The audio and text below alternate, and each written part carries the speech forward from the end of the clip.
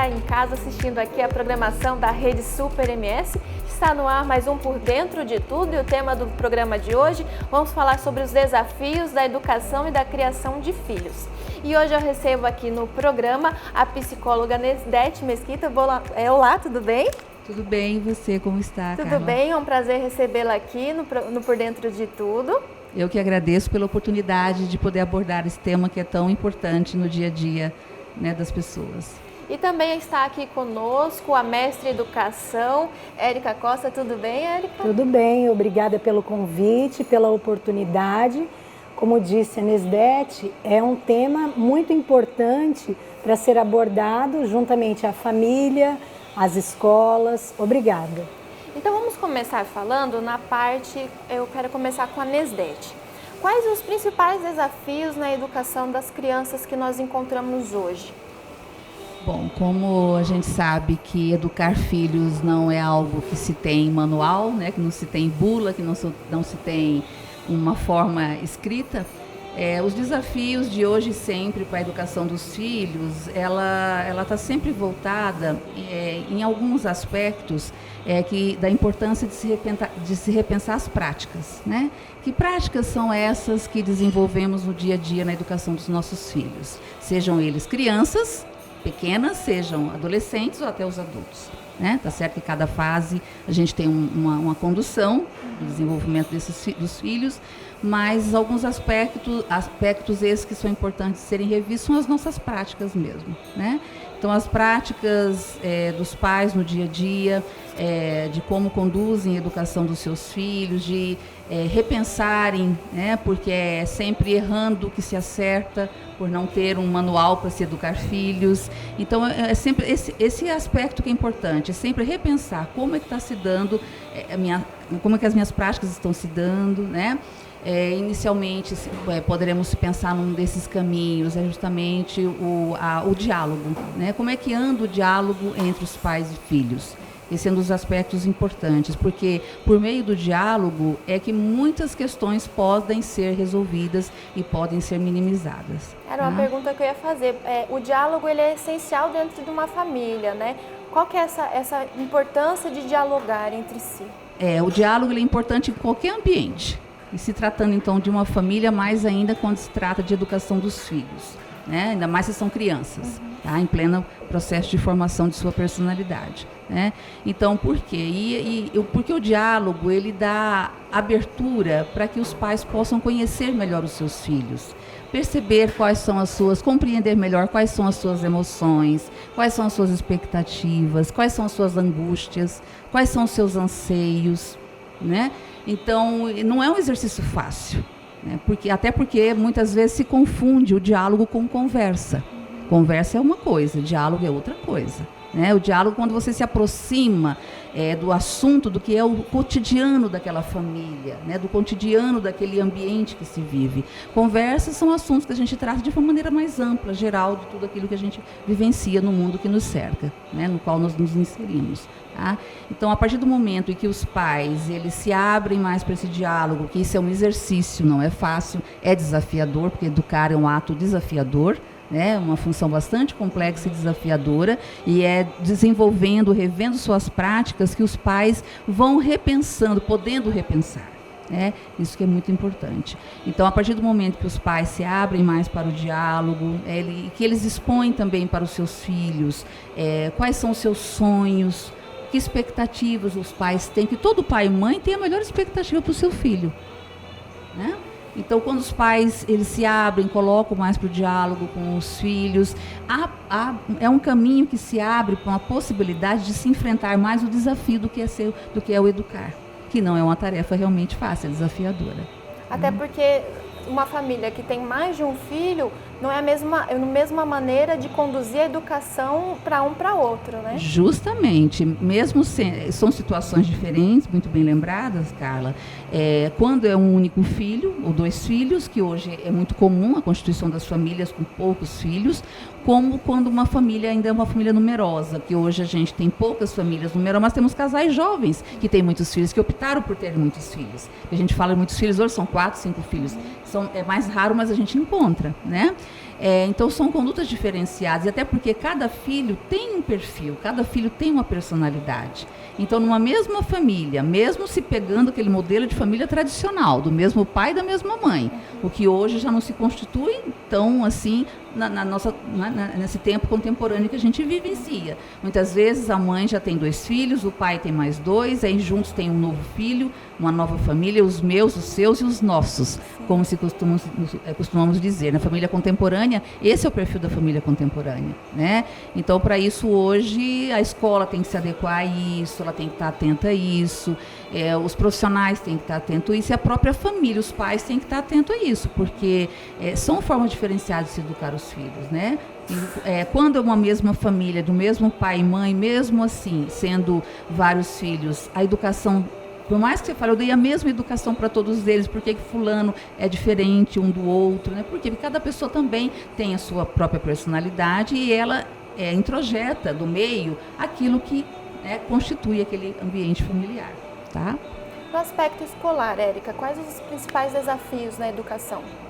Eu costumo dizer que a escola hoje não é a mesma escola que eu estudei na minha infância e na minha juventude. Como foi dito anteriormente, as famílias são diferentes, essa constituição familiar, essas crianças vêm com um perfil completamente diferente das crianças que foram seus pais, por exemplo. Então, qual o desafio maior? Além de oportunizar a essas crianças uma aprendizagem de qualidade, é preciso e faz-se necessário nesse mundo contemporâneo em que vivemos, essa questão de repensar quais valores são importantes que são trazidos para dentro da escola e levados para fora dela, né? É não só ensinar português, matemática, história, geografia, mas o ensinar a arte da convivência. Rubem Alves, que é um educador que eu gosto muito, ele diz que nós deveríamos ter cursos não só de oratória, mas de escutatória. Então, de escutar o outro, de entender o outro, de respeitar os limites do outro. E isso dentro da escola é uma arte muito difícil de se fazer. Por quê? Porque nós temos crianças com diferentes características, que vêm de culturas diferentes, famílias com modos diferentes de entender o que é o mundo, e colocamos dentro de uma sala de aula todas essas crianças, todos esses jovens, e fazer com que eles se respeitem o outro e ao mesmo tempo aprendam, eu acredito que esse seja o maior desafio. Até porque envolvendo agora as duas partes, tanto a parte de psicologia quanto a parte da educação na escola. Muito se vê os pais hoje em dia, pai e mãe trabalham o dia inteiro fora. Às vezes ficam pouco tempo com o filho e às vezes esse tempo não é de qualidade com o filho, então às vezes eles colocam a carga de educação para o professor, né? Como resgatar esses valores dentro do lar de o pai e a mãe sentar e conversar com o filho, educar o filho? Eu costumo dizer que o importante não é a quantidade de tempo, mas a qualidade desse tempo, como você disse anteriormente.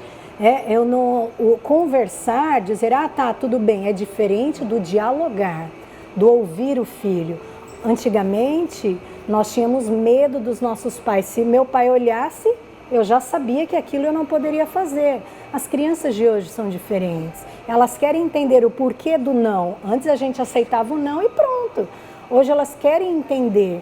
E não é porque estão passando por cima, nada disso. É porque o mundo está diferente. Então é necessário que exista dentro de casa esse diálogo, mesmo que não seja por horas a fio, porque os pais, hoje as mães trabalham, é muito corrido, muitas vezes essas crianças ficam com outras pessoas responsáveis, babá, uma auxiliar, ou ficam na escola no período integral, mas aquele momento, seja no final de semana, aquele momento seja durante a noite, em determinados dias da semana, que exista essa questão do sentar, do assistir algo junto, que não seja um jornal, de jogar junto, de perguntar como é que foi o seu dia, ouvir verdadeiramente esses anseios e esses conflitos. Eu acredito que a partir do diálogo honesto dentro da família, as coisas tomam uma proporção muito melhor e isso reflete dentro da escola. É importante dentro desse âmbito, né, que nós colocamos do diálogo, que a Érica reforçou, a importância dos pais aprenderem a dizer não. Porque é muito mais fácil dizer sim do que dizer não. Então, dizer não também é um grande desafio na educação dos filhos. E atualmente, diferente do nosso tempo, né, Érica, na nossa criação, quando o pai ou a mãe olhavam para nós, a gente já sabia o que eles queriam dizer com aquele olhar, né? E recebemos muitos nãos, e nem sempre às vezes recebemos os porquês, como é realmente necessário, porque à época eles não sabiam explicar o jeito de nos educar, né? Mas quando os pais precisam aprender a dizer esse não, o porquê desse não explicado. Por quê? Porque a criança ou o adolescente, cada um na sua fase, ele vai lidar com comportamentos de acordo com as suas necessidades, com os seus aspectos, do seu lado emocional, né? Então, o fato do pai dizer não, os pais dizerem não e as crianças começarem a aprender a ouvir não por parte dos pais, facilitará e possibilitará, melhor dizendo, com que as crianças aprendam melhor a ouvir o não da vida. Porque a vida, nós muitas vezes temos mais nãos do que sims. Sim.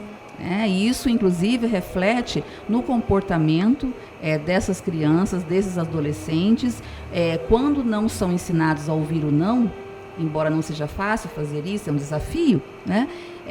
Mas quando ouvem pela primeira vez, se não tem essa orientação adequada, eles começam a ter outras situações e condições emocionais não tão favoráveis e muitas vezes prejudiciais ao seu desenvolvimento. Isso a gente tem visto muito hoje em dia com comportamentos de crianças e pré-adolescentes com automutilação. Não sabe lidar com a frustração. Justamente, não sabe lidar com a frustração. Então, dizer não faz parte da educação de todos nós, principalmente da criança que está em fase de formação, porque faz parte da vida. Então, a criança, no âmbito da sua família, seja ela qual for a sua constituição e perfil, né, ela tem que ir aprendendo que a vida nem sempre é só do ganhar, do poder fazer tudo aquilo que a gente quer. Então, com esse não que os pais vão trabalhando, né, por meio do diálogo, não de forma impositiva, que também isso é um exercício de aprendizado, né, um exercício em si, tá? No ato de educar, né? Então, os pais, ao desenvolverem essa prática, ao se esforçarem por desenvolver essa prática, eles terminam abrindo mais espaço realmente para se buscar resolver as situações que passam. E quando isso não for possível em casa, que também possa se abrir para a busca do atendimento de um profissional, que nem sempre dá para a gente resolver tudo sozinho. E para isso que tem os profissionais nas várias áreas, né? Para ajudar o atendimento e até os pais na orientação da educação dos seus filhos. Tá? Então, por que a criança faz birra? O fato de muitas vezes ela receber um não faz com que a criança tenha um comportamento de birra. Ela esperneia, ela grita, ela chora. Então, a birra é se tratando da primeira e da segunda infância, e principalmente da primeira infância, a birra é um dos comportamentos mais comuns. Então, quando a criança, quando os pais têm dificuldade em trabalhar e dizer esse não, impor os limites, aquilo que tem limite, aquilo que pode ser negociável e aquilo que não tem negociação, por exemplo, a criança que estuda cedo e todo dia quer dormir muito tarde. Isso não vai dar certo. Né? Isso é um aspecto, como um exemplo, que não tem negociação. É dormir mais cedo, tem que ter rotina. Né? Criança se tratando, principalmente, todos nós temos que ter uma rotina. Né? Mas se tratando de crianças, da educação de crianças, tem que se ter rotina. Rotina é uma palavra fundamental.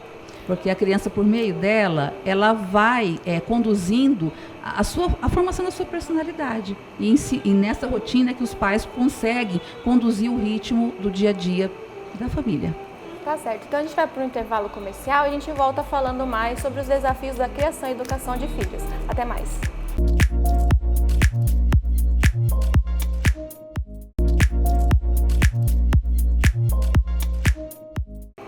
Voltamos com Por Dentro de Tudo e o tema hoje nós estamos falando sobre os desafios da criação e educação de filhos. E nós voltamos abordando um tema que ele é um pouco pesado, mas eu acho que é muito importante a gente abordar dentro desse tema dos desafios, que é a parte do abuso sexual infantil.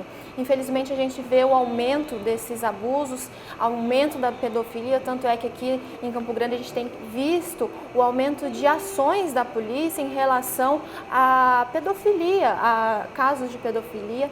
Então, assim, em âmbito familiar, depois a gente fala sobre o âmbito escolar também.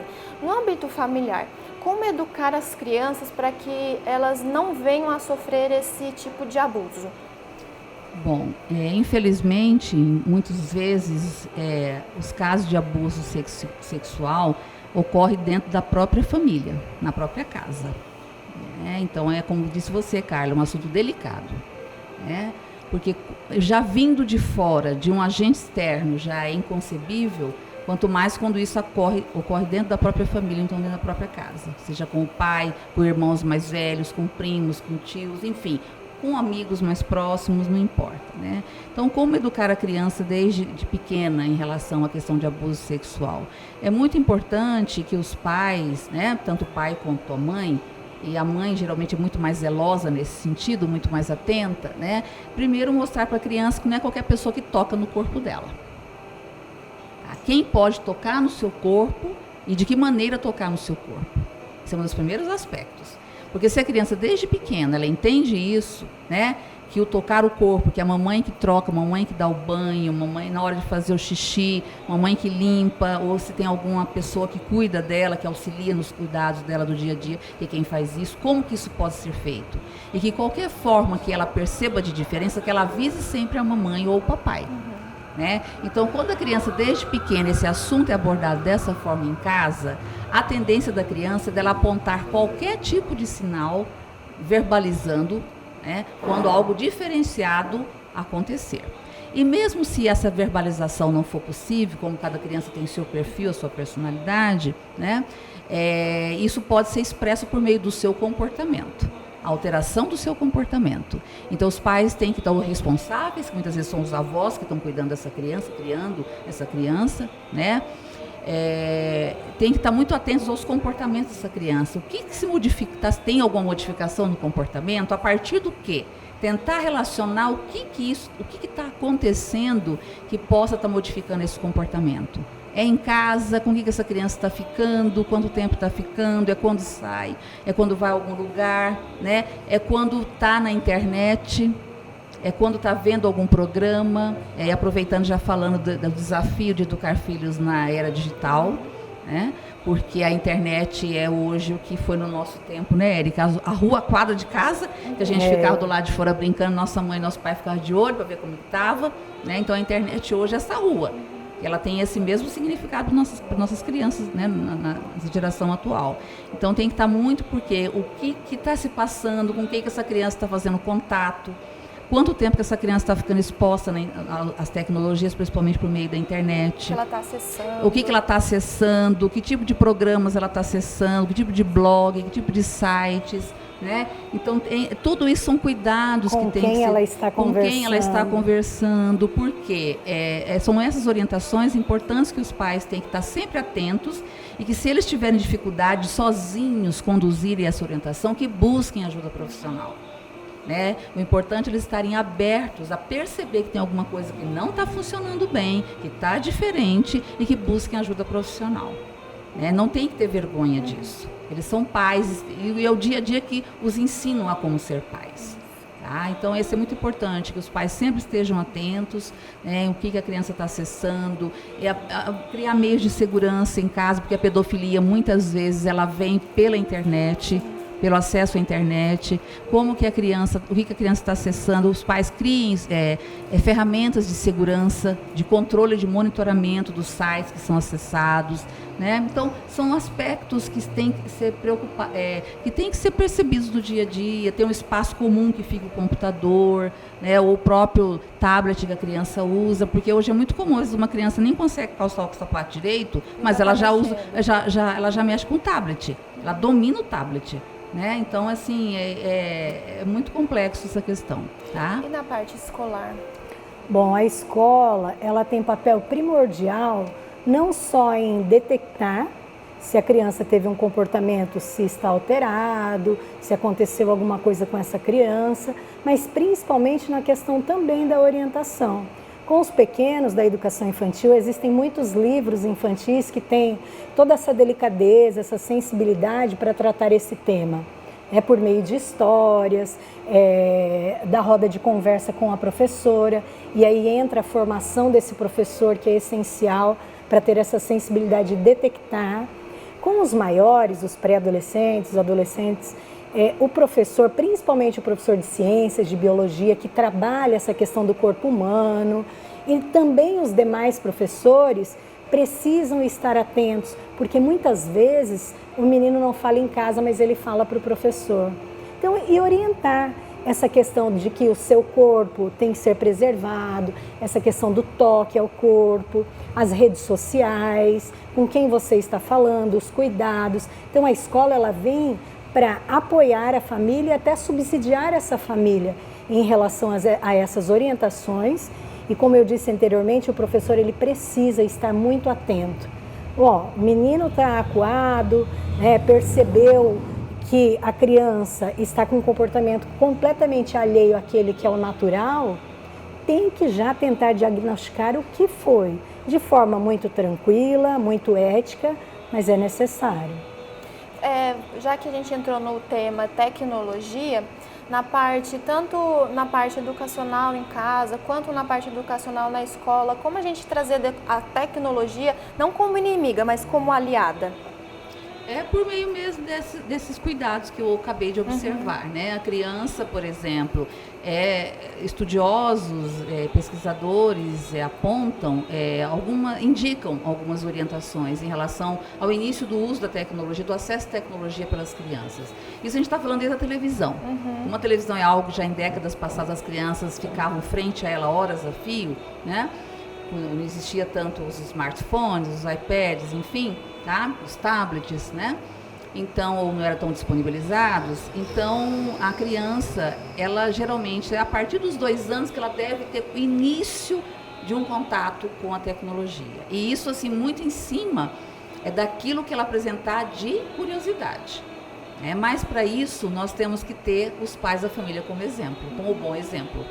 Né? Porque se os pais, as pessoas responsáveis que cuidam da criação daquela criança, se eles usam exageradamente a tecnologia no dia a dia, às vezes a criança está do lado dela, mas ele está o tempo todo na rede social, nos e-mails, no WhatsApp ou em qualquer outra forma de comunicação online, tá? Então a criança, ela vai ser instigada e vai ser estimulada por aquele comportamento do pai ou da mãe. Né? Ela vai, porque a criança ela trabalha por imitação. Quanto menor ela é, mais ela atua por imitação, tá? Então é esse cuidado que se tem que ter. Então a tecnologia, ela tem que ser usada com regulação. Então os pais têm que saber regular, têm que saber monitorar muito bem isso, mas a partir do comportamento deles também, porque se eles não têm esses cuidados, não vai conseguir controlar e conduzir a orientação melhor da criança nesse sentido. Aí a tecnologia, ela não passa a ser uma aliada, como uma forma, como uma ferramenta que pode nos possibilitar a ampliação da informação e, consequentemente, contribuindo isso para o conhecimento, né, mas como uma inimiga. Tá? Que vai, né, prejudicar não só a própria criança, mas como toda a família, se isso não tiver um uso orientado. E no âmbito escolar? Na escola, a tecnologia ela veio para trazer muito mais informações e conhecimento. Ela só precisa ser bem utilizada. Então, ensinar esses alunos que a internet não são só as redes sociais, que ali ele consegue aperfeiçoar seus conhecimentos, ampliar, né, seus conhecimentos, entender. A minha pesquisa, quando eu era estudante, era Barça. E hoje os alunos têm o Google com uma infinidade de coisas, boas e ruins.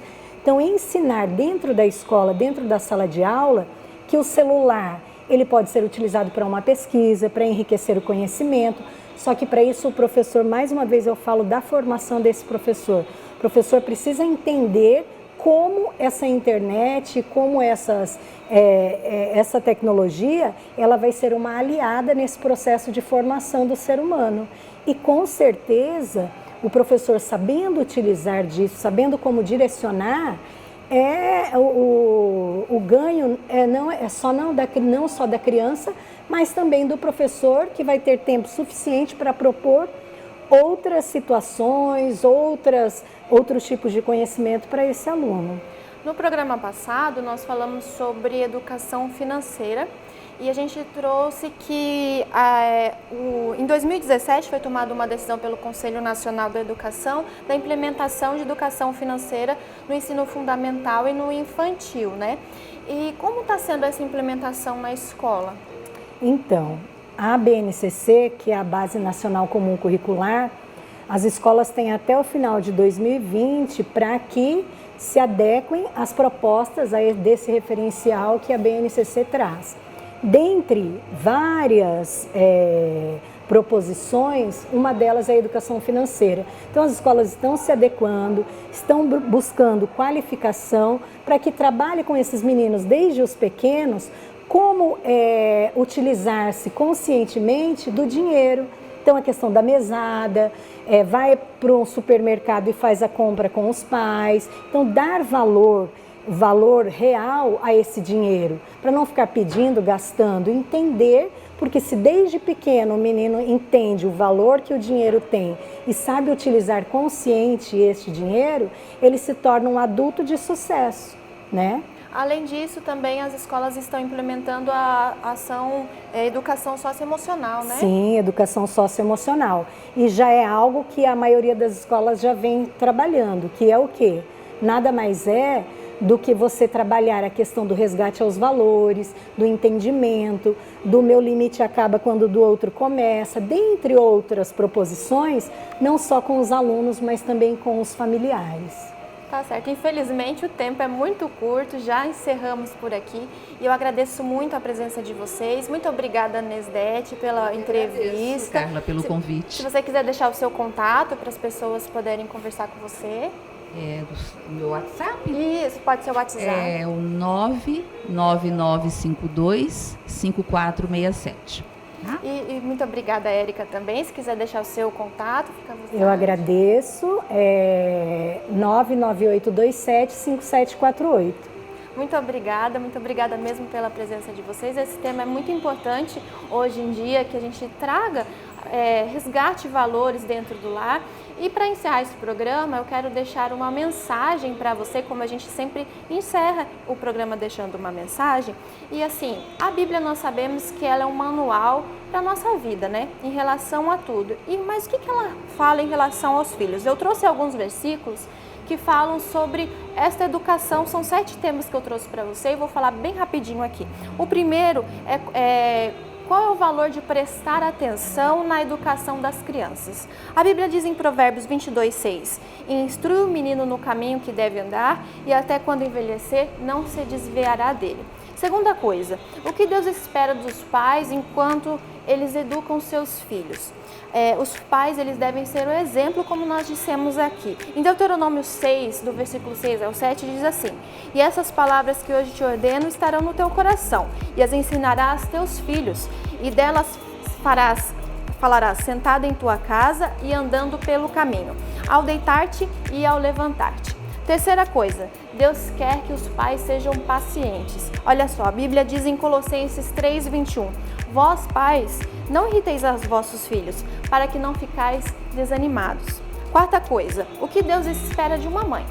A Bíblia diz em Provérbios 31:26, abre a sua boca com sabedoria, e o ensino da benevolência estará na sua língua. Quinta coisa, a disciplina é uma expressão de amor por parte dos pais. A Bíblia diz em Provérbios 13:24, aquele que poupa a vara aborrece o filho, mas quem o ama a seu tempo o castiga.